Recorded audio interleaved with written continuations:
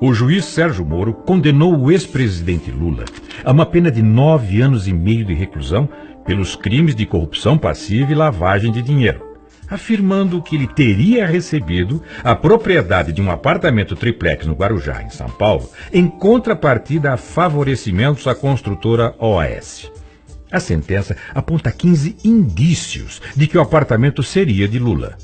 Todos são falsos. Vamos ver? Primeiro falso indício. Nos documentos relativos à cota comprada em 2005 por Dona Marisa, já haveria anotações relativas ao triplex. O empreendimento da Bancop não previa a existência de apartamento triplex, ou seja, a unidade 174 não poderia ser um triplex. Logo, Dona Marisa jamais poderia ter cogitado a compra de um triplex no momento em que adquiriu uma cota da Bancop, em 2005.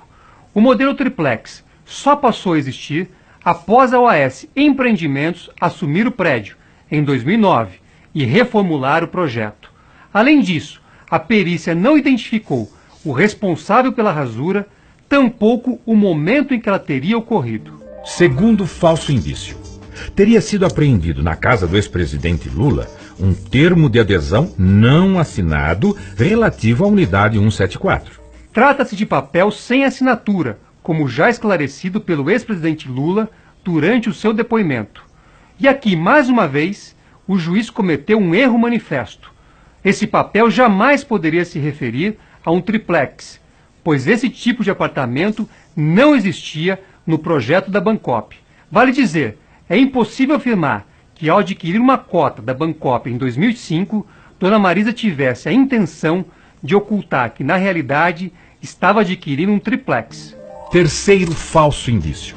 Lula e Dona Marisa teriam pago 50 das 70 parcelas contratadas, sendo a última delas em setembro de 2009. Em outubro de 2009, o empreendimento foi transferido para a OAS Empreendimentos e houve o encerramento desse negócio na Bancop, de forma que não era mais possível a realização de pagamentos. A partir desse momento, se o cooperado optasse pela compra de um apartamento da OAS, no regime de incorporação comercial e não mais cooperativa, deveria dirigir os pagamentos a essa empresa. Como Dona Marisa não fez essa opção, ela não tinha como fazer pagamento a partir deste momento. Quarto falso indício. A Bancop transferiu em outubro de 2009 o empreendimento relativo à cota comprada por Dona Marisa à OAS Empreendimentos. O que isso pode significar contra o ex-presidente Lula? Absolutamente nada. Foi uma transferência acompanhada pelo Ministério Público de São Paulo, autorizada pelo Poder Judiciário. Quinto falso indício. Todos os cooperados, no momento da transferência do empreendimento para a OAS, teriam feito a opção de pedir os valores pagos à Bancop de volta, ou comprar um imóvel da OAS. A afirmação é falsa. Ficou demonstrado que diversos cooperados, como Dona Marisa, não fizeram a opção no momento em que o empreendimento foi transferido à OAS. Além disso, o fato de não haver feito a opção naquele momento não retirou de Dona Marisa o direito sobre os valores que ela havia pago à Bancop. Sexto falso indício. Lula e Dona Marisa não fizeram qualquer opção em 2009. Não retomaram os pagamentos e somente pediram os valores investidos de volta em 2015, embora os instrumentos de rescisão com a Bancop sejam datados de 2009 e 2013. Lula jamais teve qualquer relação com a Bancop. Logo, ele não tinha que realizar uma opção. Embora a Dona Marisa não tenha feito a opção no momento em que houve a transferência do empreendimento para a OAS, Dona Marisa não perdeu o direito sobre os valores pagos à Bancop. Ela pediu a restituição dos valores com base em um formulário padrão que tinha referência ao ano de 2009. Como não houve a devolução dos valores espontaneamente, ela propôs uma ação judicial para reavê-los. E essa ação ainda está em curso, aguardando uma decisão. Sétimo falso indício. A OAS ou a Bancop jamais teriam promovido qualquer medida para que Lula e Dona Marisa realizassem a opção pela compra do apartamento ou devolução de valores, tampouco para cobrar as parcelas pendentes. Não havia qualquer medida a ser tomada pela OAS Empreendimentos contra Lula, pois a relação jurídica era entre Dona Marisa e a Bancopp. Também não havia como a OAS Empreendimentos obrigar a Dona Marisa a comprar uma unidade da empresa. Não se pode igualmente cogitar de qualquer parcela pendente, pois Dona Marisa não havia feito a opção pela compra de um apartamento da OAS. Oitavo falso indício. O apartamento que havia sido reservado a Dona Marisa, no momento em que ela adquiriu a cota da Bancopp, foi vendido pela OAS Empreendimentos. A Bancopp havia reservado o apartamento 141A para a Dona Marisa, que seria transferido para ela após o pagamento de todas as parcelas relativas à cota que ela havia adquirido. Mas após a transferência do empreendimento para a OAS, Dona Marisa não optou pela compra do imóvel. Por isso, a OAS tinha liberdade para promover a venda do apartamento inicialmente reservado pela Bancopp a Dona Marisa. Nono falso indício. A OAS jamais teria colocado à venda o triplex. Não há prova para amparar esta afirmação. Mesmo que houvesse, seria uma decisão empresarial da OAS Empreendimentos. Décimo falso indício. Documentos internos da OAS apontariam que o triplex estava reservado.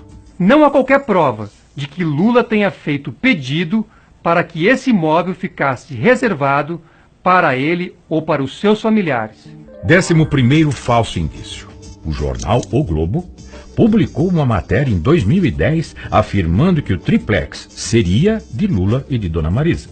O fato de um jornal afirmar que o apartamento seria de Lula não tem o condão de transferir essa propriedade ao ex-presidente.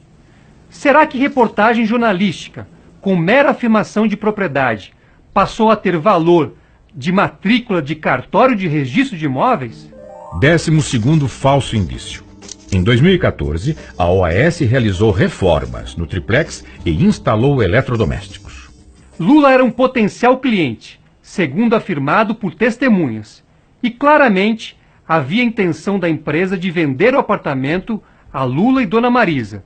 Se houvesse aquisição, os valores da reforma seriam pagos. Não há nada, nenhum testemunho, nenhum documento que afaste esta hipótese. 13º falso indício. Não houve reforma similar em outros apartamentos colocados à venda pela OAS. O triplex era a única unidade que tinha como potencial cliente um ex-presidente da República, pessoa pública com projeção mundial. 14º falso indício. Mensagens trocadas entre executivos da OAS relacionariam a reforma do triplex a Lula e Dona Marisa.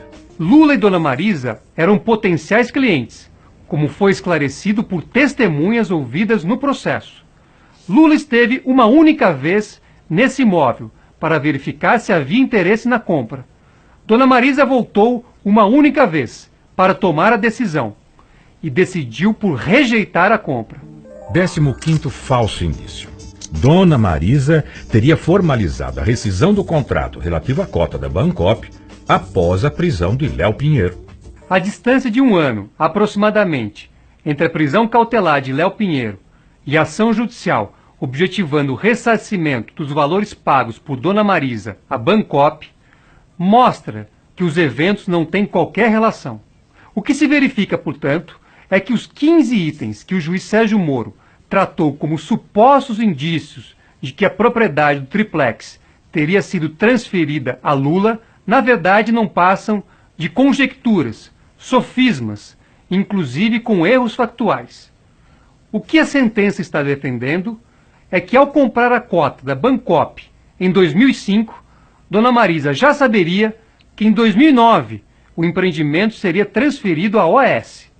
Já saberia ainda que a OAS iria modificar o projeto inicial da Bancopp e que iria construir uma unidade triplex e que ela teria sido reservada a Dona Marisa. Isso foge de qualquer razoabilidade. Quer saber mais?